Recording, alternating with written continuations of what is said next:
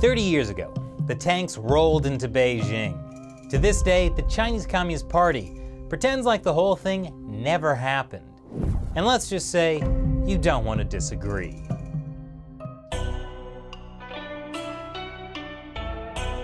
Welcome back to China Uncensored, I'm Chris Chappell. 30 years ago, on June 4th, 1989, the Chinese Communist Party made it very clear it wasn't going to evolve into a liberal democracy. I know, shocking, right? In the West, we call it the Tiananmen Square Massacre, where thousands of unarmed people were killed. But the Chinese Communist Party simply refers to it as the June 4th incident. And as they put it, it's when armed, violent students attacked poor, defenseless soldiers who had to fight back to save the country. But that lovely piece of propaganda only comes out as a last resort. The Communist Party much prefers making people forget the whole thing ever happened. The mothers of students who were killed have been silenced. And most mentions of the June 4th incident on the Chinese internet get blocked, even including some pretty clever workarounds by Chinese netizens who started calling it May 35th. It's gotten to the point that today, many young people in China have never even heard of the Tiananmen Square Massacre.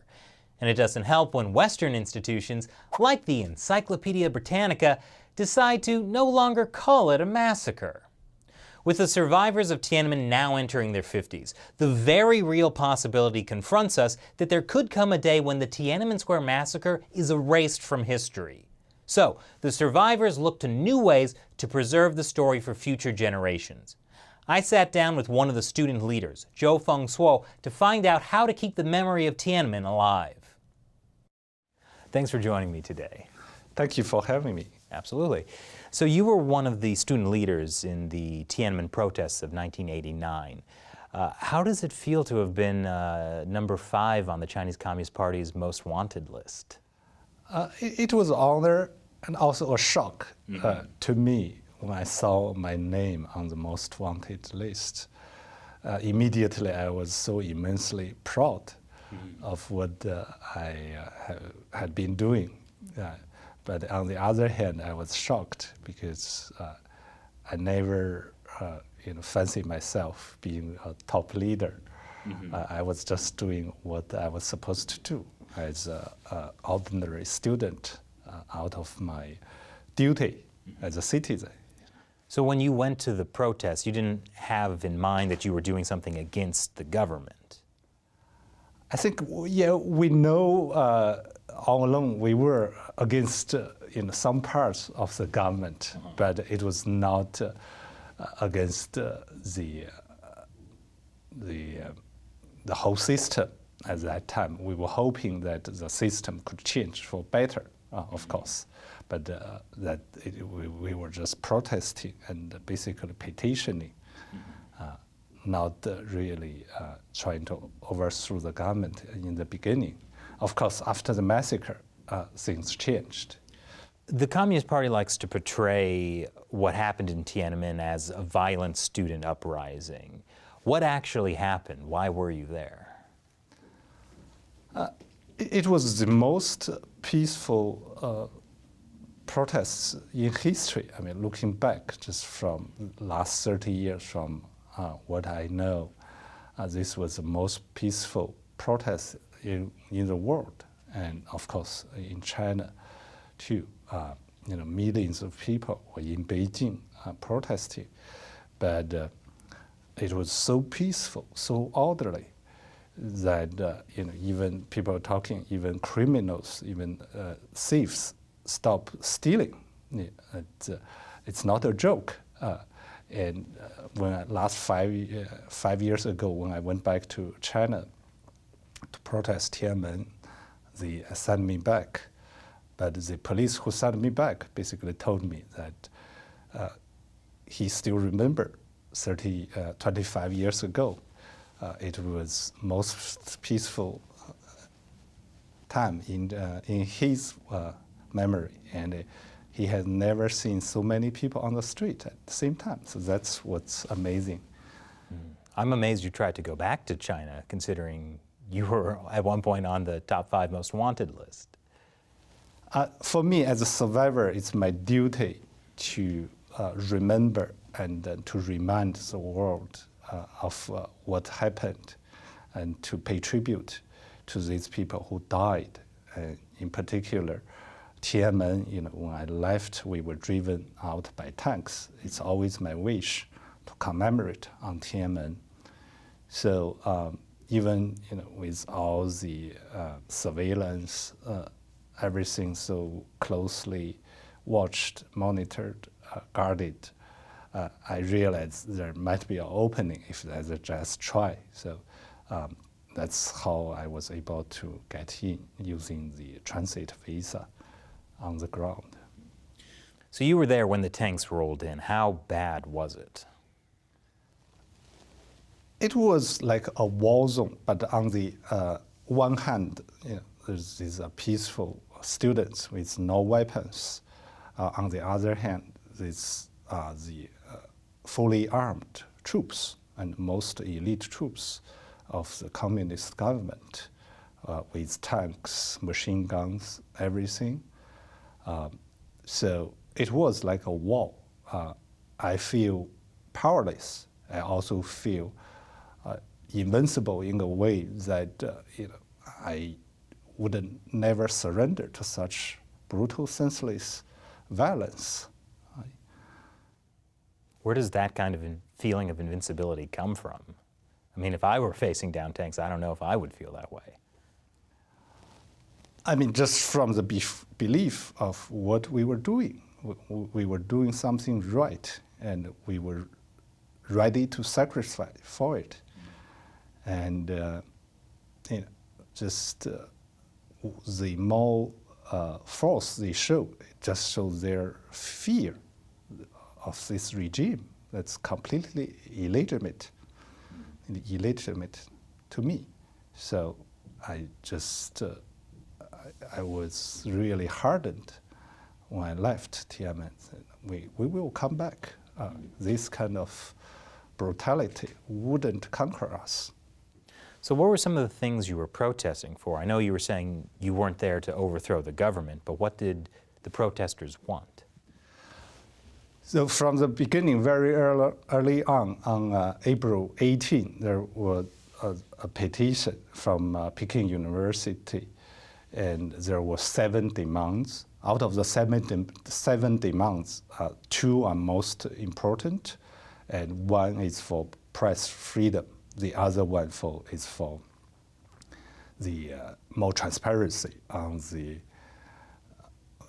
wealth, the family wealth of the government officials. So we are calling for disclosure of the family wealth of top officials. So these 2 are the most important ones. Of course, immediately they were widely applauded by the public. And that's why it raised so much fear among the communist regime, because they fear that the freedom of speech and more transparency will just stop their corruption and overturn their legitimacy. Even though those are the things guaranteed in China's constitution. Right. It was completely legal, even under the communist law. Yeah, but they answered your demands with tanks. Right. Eventually, that was the answer. And actually Deng made up his mind to kill very early in April. He said he's going to kill if the students wouldn't stop protests. He said he's going to kill. And so were the people in Beijing supportive of the students and the protesters? Of course, they were, right? Because it was so peaceful and the demands was so widely shared by the general public. It was so supported. I mean, it was just overwhelming. People would bring food and they would take their kids on their shoulder to block the troops, just to show them, this is a family event. There's nothing out of order in Beijing. You should get out. It was very touching. moment in China where all the people could unify for one dream.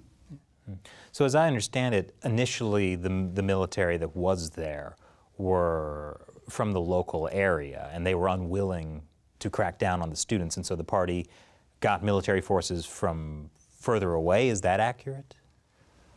I think, yeah, as to the full process, we don't really know. From what we know today, the local troop, the most elite one called 38th Army Troop, so its commander was court-martialed for disobeying the martial law. And so that's a very clear sign of how the soldiers themselves were not willing to kill. But in the end, the same troop, after its commander was removed, was the one that committed most killing, because they were forced to do so, and they were surrounded by many other troops.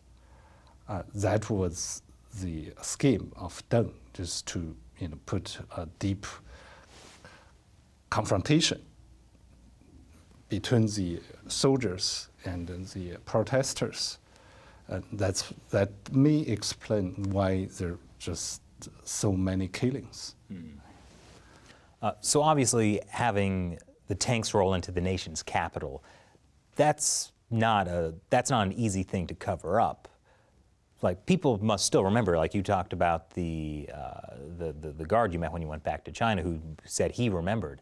How is the Communist Party able to cover this up? Well, so for the last 30 years, there has been a continuous campaign against truth and memory to erase it completely. So there's so much fear, even in the Chinese community here, just to talk about. For example, our event next Tuesday at St. John the Divine Cathedral, I called friends who were supportive of us. Said, would you come because you support us? He said, oh, I'm looking for people to join me, but nobody willing and afraid to. That's the kind of situation now. So there is a pervasive fear of the public to talk about it. Even 30 years later, Chinese people in the United States are afraid. Yes. So that's how paranoid the communists were, and how much effort they had put in to keep people's mouths shut. In a way, the general public in China and the Chinese community are becoming part of the collusion. Because most family wouldn't tell their kids, they would stop their kids from participating, even today, in United States universities, at any events related to Tiananmen. And here, even the institutions here we talk to, most of them shows some kind of fear, just for being associated with us. Well, I guess when the Communist Party in 1989 showed that they're willing to kill people's children, people want to protect their children, so they don't want them to be in a situation where they are at risk from the government. Yes, unfortunately, that's the wrong lesson. The communists forced on people, but for the last 30 years, that's the way it is now. But of course, the facts, the truth itself has its own power. Whenever I able to talk to younger generation, they are normally very positively receptive. But if I meet someone at just other occasion, if I bring this up, they would try to stay away. That's a natural reaction. Do the young people, do they know what happened? Have they heard anything about it? Or if they're interested, they can know the history. I mean, even today in China, if they try hard, they will. But because it's 30 years, it's a long time. You know, even the kids who were born after the massacre, they're in almost 30s now. So that's a long time. So I think for many young people, this is a remote topic. But on the other hand, it's so intensive, so intense. I mean, so dramatic. The passion in there so strong. Just even the visual, for example, the tank man, the goddess of democracy, and the protests. Once people saw this picture, normally, I mean, they will show natural inclination towards embracing the protesters. Is it easy for them to accept that, like, when they see the footage of, like, Tank Man, for instance, can they accept that, oh, this is something my government did to the people? Of course, it takes time because today's young students, they all grow up under the shadow of the firewall. Most of them are so indoctrinated with the communist brainwashing. It's really hard for them to overcome, but slowly. So just yesterday, I saw this Twitter account. It documented 300 cases of how people realize what happened on Tiananmen.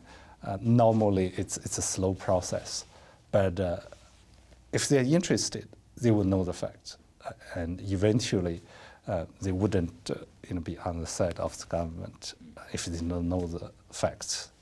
So what was life like for you after the Tiananmen Square massacre? For me, I never imagined I was a student leader. I was doing on my call as a citizen for my You thought duty. you were talking about free press. Right. Yeah. Exactly. But I became a political prisoner. I spent a year in prison, another year in re-education program in a very poor place under surveillance. And I came to United States in 1995. So for me, Tiananmen was just a beginning of last 30 years. And for me, it always has been my passion just to know more, to help more of the victims. So every year, the story, more new facts just came to me, and the story is still unfolding. The depths of the sacrifice, the passion, the perseverance after 30 years, it's so strong for me. So I think this is still the most important issue for me. Yeah, I know recent research has even suggested that there were up to 10,000 civilians killed in the Tiananmen Square massacre. Right. Numbers. Yeah. We don't really know.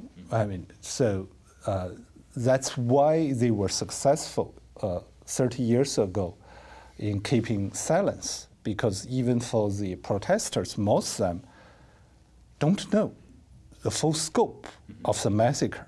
I didn't witness the tank killing until later. I knew this later when I met Fang Zheng himself.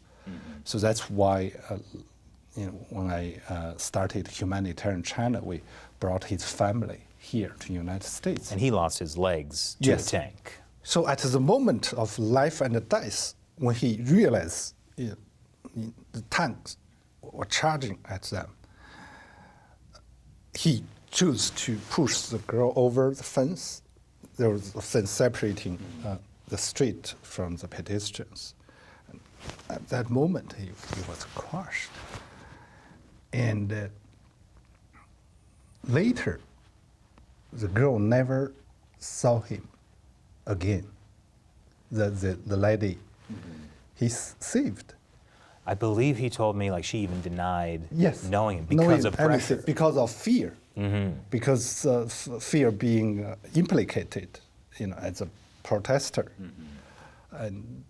But he is so protective of her. He of course he knows her identity. He never show any hatred. He didn't resent her. Yes, and of course he should be proud of himself, and I'm just proud of him. This was the spirit when the brutal violence was happening, and you see the other side of human character, the true nature, and this shines through. There are people who are willing to sacrifice to save others. And this kind of story, there are just so many in that whole process. And over the last 30 years, in today's China, it's a rarity. You just couldn't see it, understand. But in these people, you see the beauty of human nature, and that's what China needs. So what are you and all of the other Tiananmen survivors doing to carry on the message or spread awareness? So there are many faults of this project from Tiananmen, what we are doing. We have been very active in keeping the truth and knowing the facts, what happened in 1989. And we are also very active in helping the families, for example, the Tiananmen mothers and the Beijing citizens who were helping the students. Most of them were sentenced to very long years in prison. And also the people who were imprisoned or killed outside of Beijing. There were maybe tens of thousands of them. And through these people, we know a fuller picture of what happened in 1989. And here in the United States, I'm trying to reach out to any people who are interested in knowing this.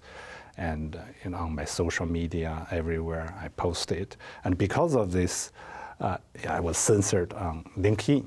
On LinkedIn, on the American job website. Right. But the backed down after it was So what reported. did they do? Did they block your website everywhere or just being seen in China? I actually never tested. It's probably blocked in China as a result. But they just sent me a message saying, we have to block you for this and that. Incredible. Right. And then later they blame it as a technical error of some kind. So it is a fight, a continuous fight, against the enforced amnesia. That's what we are fighting. And this year's 30th anniversary is different in a way that we all realize that we are all over 50.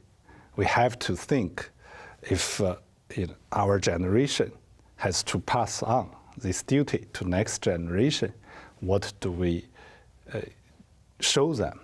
So we're building a few sculptures, and we want to build a museum. These are in Liberty Sculpture Park near Los Angeles. So a museum dedicated to Tiananmen or the history of communism? Yeah, it will be called a Tiananmen or June 4 Museum, but it will cover the history of China's fight against communism and also other countries too.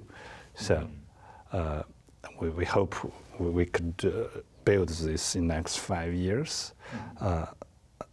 If this is done, after that we want to build a giant statue of liberty called the goddess of democracy. Like the statue they had Right.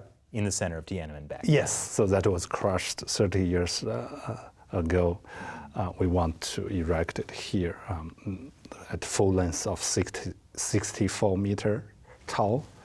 So, if we can gather all the resource, this will be our testimony to the future generation.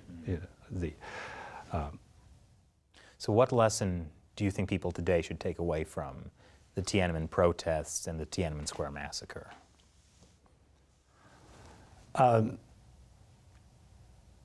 We have to overcome the fear. So most people on this topic are still living in the fear enforced by the communist government. And you have to choose side. If you choose to stay with the government, you are part of the collusion against truth and justice for the participants, and in particular for those who died, for better China. And also we must remember, this was a brief period in China where the freedom and the democracy for China unified everyone. And it was resonating across the globe, for better China. That's the first, probably only time. And for all of us who were there, this was the taste of freedom, and we must remember that. Well, great. Thank you so much for joining me today. Good luck with the 30th anniversary, making sure people still stay aware about what happened. Sure. Thank you. Thank you.